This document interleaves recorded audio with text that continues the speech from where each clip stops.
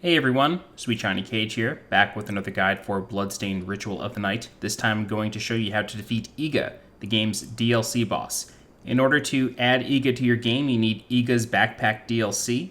If you backed the game, I think for really any amount, this will be in your Fangamer account. No email was sent out, at least that I received, so I just kind of had to go get the code. But the DLC code should be in your Fangamer account, but it may also be available for purchase. Once you get the DLC, go speak with Lindsay in town and she will give you a new quest called Avenge the Death of Julius. Once you get that quest, head into the room where you fought Jeeble, and you will be able to fight IGA. So the way I'm going to do this guide, take this really slow. I'm just going to show you all the abilities he has. He does have 2 phases, but only one ability gets amped up, at least that I could tell, in Phase 2. So, he's very similar to Dracula in a lot of the other games. He has fireballs that he can throw from the sky.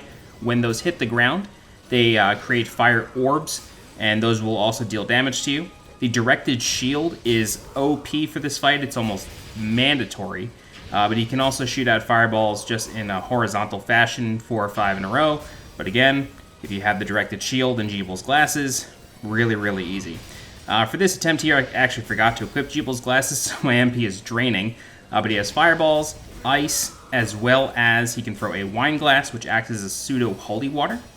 If he does the ice block, he will teleport and he has a chance to throw an ice spear through it, just like that. If the ice spear hits the block, then what will happen is the block will explode and a bunch more projectiles will come out. So if you just take the directed shield and run into the block, it'll go away and the spear won't do anything. It'll just come at once, or it'll just shoot one spear and that's it.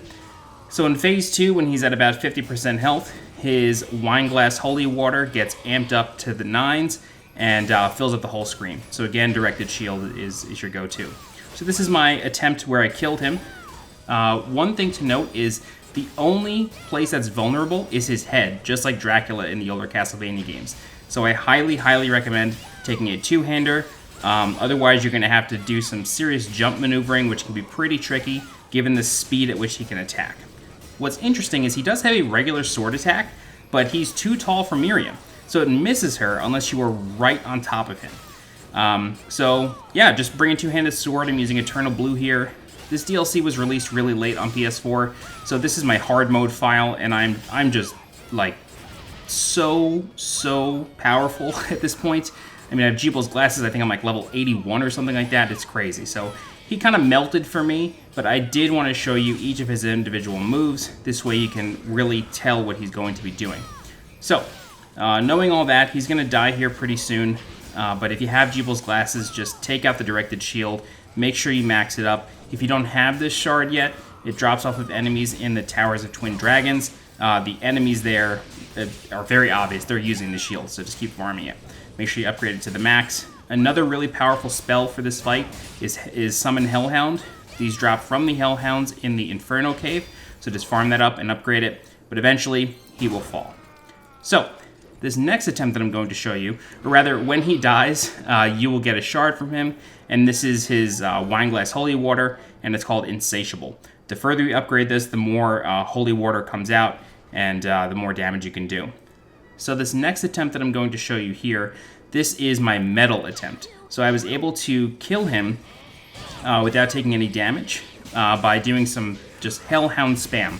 That's really the name of the game. You can summon 1 or 2 Hellhounds. As long as you have Jeeble's glasses, you could really take your time. But you can summon 1 or 2 Hellhounds per cycle, and then you want to bring up the directed shield again, and then that will cause you to block any incoming damage. It's really hard for him to hit you from behind.